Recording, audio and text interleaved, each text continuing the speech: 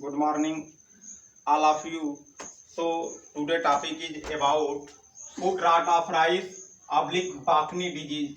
इसी को बाकनी डिजीज के नाम से भी हम जानते हैं. अब हम distribution Bakanae disease was first reported from Italy in 1877. पहली बार 1877 ईस्वी में इटली में इस डिजीज को रिपोर्ट किया गया था. एंड जापान 1898 और जापान में 1898 ईस्वी में. Japan is also disease name of foolish seedling. इसको जापान में फोली सीडलिंग के नाम से जानते हैं. तो पहली बार डिजीज को रिपोर्ट किया गया था इटली में 1877 ईस्वी में एंड जापान में 1898 ईस्वी में. But in the disease is world wide distributed. पूरे संसार भर में जहां जहां भी खेती होती है हर जगह डिजीज को रिपोर्ट किया गया है. In India reported in south India. पहली बार अपने देश में साउथ इंडिया में यह डिजीज रिपोर्ट की गई. Next systematic position kingdom Mycota, division Eumycota, subdivision Deuteromycotina, class Hyphomycetes, order Moniliales, family Tuberculariaceae, genus Fusarium and species moniliforme. Right. जो ये सब डिवीजन डिट्रोमाइकोटिना का फंगस है. बाकनी डिजीज बहुत important disease है. इसी को हम फुट रॉट भी कहते हैं और बाकनी के नाम से भी इसको जानते हैं. काजल ऑर्गेनिज्म फ्यूजेरियम मोनिलिफोरम. यह डिजीज जो फंगस काज करता है उसको हम फ्यूजेरियम मोनिलिफोरम के नाम से जानते हैं. Perfect stage Gibberella fujikuroi. जो परफेक्ट स्टेज है जिब्रेला फ्यूजिकुराई है. यह सब डिवीजन एस्कोमाइकोटिना से अगर परफेक्ट स्टेज से हम क्लासिफिकेशन करेंगे तो सब डिवीजन एस्कोमाइकोटिना से फंगस मिलान करने लगता है. Symptom are clearly seen in the nursery and seedling stage. यह सिम्टम अधिकतर नर्सरी में या सीडलिंग स्टेज में दिखाई देता है. सबसे अच्छा क्लियर है कि अगर बाकनी डिजीज से इन्फेक्टेड प्लांट जो होगा वो सबसे लॉन्ग होगा. इसकी सबसे अच्छी यही पहचान है कि वो डिजीज हर प्लांट से सबसे बड़ा दिखाई देता है. इसलिए मालूम हो जाता है या सिम्टम क्लियर हो जाते हैं कि इसमें बाकनी रोग लगा है. And symptom 6 days to 6 weeks after transplanting. और सिम्टम जो दिखाई देते हैं वो ट्रांसप्लांटिंग के 6 सप्ताह तक, 6 दिन से लेके 6 सप्ताह तक, 6 वीक तक सिम्टम दिखाई देने लगते हैं. Root black. और उसको अगर आप प्लांट को उखाड़ के देखेंगे तो उसकी रूट जो होती है वो ब्लैक दिखाई देती है.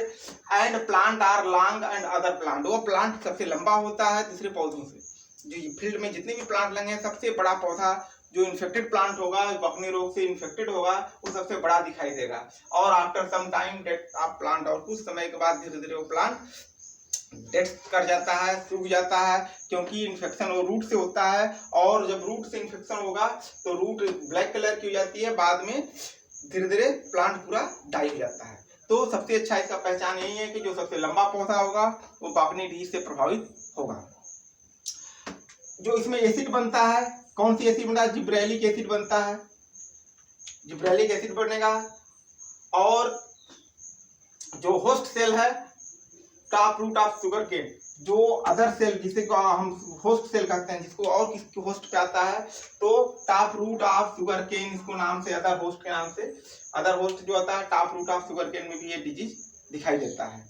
राइट. नेक्स्ट है नेचर ऑफ डिजीज. जो नेचर ऑफ डिजीज होगा सीडबॉर्न होगा और नेचर ऑफ पैथोजन होगा वो पैरासाइट होगा. एपिडेमोलॉजी जो होगा, एपिडेमोलॉजी देखिए, जो एपिडेमोलॉजी है टेम्परेचर 25 to 30 डिग्री सेंटीग्रेड के आसपास होना चाहिए. And soil temperature and soil moisture infection the intensity of disease. जो टेम्परेचर होगा वो 25 से 30 के बीच में होना चाहिए. सॉइल मॉइस्चर ज़्यादा होगा और बैलेंस में फर्टिलाइजर देंगे या फर्टिलाइजर एक्सेस मात्रा हो जाएगी तो भी ये डिजीज दिखाई देता है. सब डिजीज ये तभी दिखाई देता है जब आप अर्ली सोइंग कर दीजिए. जैसे 25 जून से लेकर 10 जुलाई तक अगर के उसके बीच में आप प्लांट ट्रांसप्लांटिंग किए हैं तो उस समय डिजीज सबसे ज़्यादा दिखाई देने की संभावना रहती है वैसे फील्डों में. इसलिए कम से कम आप एक एवरेज लेट सोइंग करें. अर्ली सोइंग करते हैं तो डिजीज लगने की संभावना ज़्यादा होती है. कंट्रोल हमको कैसे करना है? कंट्रोल का अर्ली सोइंग जो हम देखिए काजे जो लगता है किसे लगता है,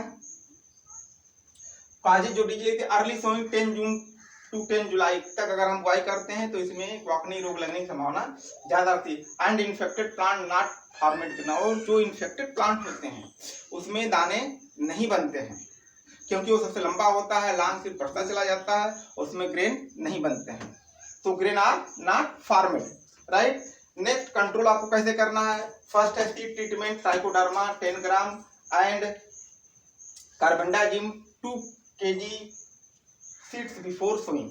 आपको सीड ट्रीटमेंट करने हैं तो कार्बेंडाजिम से करिए, 2 gram carbendazim per KG seed and Trichoderma 10 gram per KG seed are treated before sowing. Next है फोलियर एप्लीकेशन करना है तो 2.5 ग्राम पर लीटर ऑफ वाटर, किससे करना है, कार्बेंडाजिम से करना है, प्रोपिकोनाजोल से करने हैं। जो फोलियर application with fungicide like carbendazim and propiconazole at the rate of 2 ग्राम पर लीटर ऑफ वाटर। नेक्स्ट है hot water treatment, hot water treatment करिए 55 डिग्री सेंटीग्रेड फॉर 30 मिनट तक, 55 डिग्री टेम्परेचर पानी बॉयल होने लगता है, फिर पानी गर्म होगा, उसमें 30 मिनट तक आप सीड्स को डाल दीजिए। जो इन्फेक्टेड सीड होगी वो धीरे धीरे ऊपर आ जाएगी, हेल्दी सीड नीचे बैठ जाएगी। नेक्स्ट है crop rotation must be follow, field sanitation, summer deep ploughing, गर्मी में खेती जुताई अवश्य कर देनी चाहिए। तो ये सब उसके हैं। नेक्स्ट है बैलेंस फर्टिलाइजर, खाद हमेशा बैलेंस में देना चाहिए। अगर आप फर्टिलाइजर को बैलेंस में दे रहे हैं तो डिजीज लगने की संभावना कम रहती है। तो इस सब को इसे कंट्रोल किया जाता है। पहला है क्रॉप रोटेशन अपनाइए, फील्ड सैनिटेशन करिए, डीप समर प्लोइंग करिए, बैलेंस में फर्टिलाइजर दिए, सीड ट्रीटमेंट करिए, फोलियर एप्लीकेशन करिए। ये सब आप अगर प्रक्रिया अपनाते हैं, स्टेज करते हैं तो डिजीज कम से कम लगेगी, राइट। तो आज का जो इम्पोर्टेंट टॉपिक है फुट रॉट ऑफ राइस या बाकनी डिजीज किस फंगस से लगता है, फ्यूजेरियम मोल्डिफोरम से लगता है, किस सब डिवीजन का है, डिट्रोमाइकोटिना है, परफेक्ट स्टेज जिब्रेला फिजिकोराई है। इसका अदर होस्ट जो top rot of sugar cane में भी ये डिजीज दिखाई देती है, राइट। तो आज का लेक्चर इसी पे बाकनी डिजीज, आप इसको लाइक करें, सब्सक्राइब करें एंड शेयर करें। Thank you.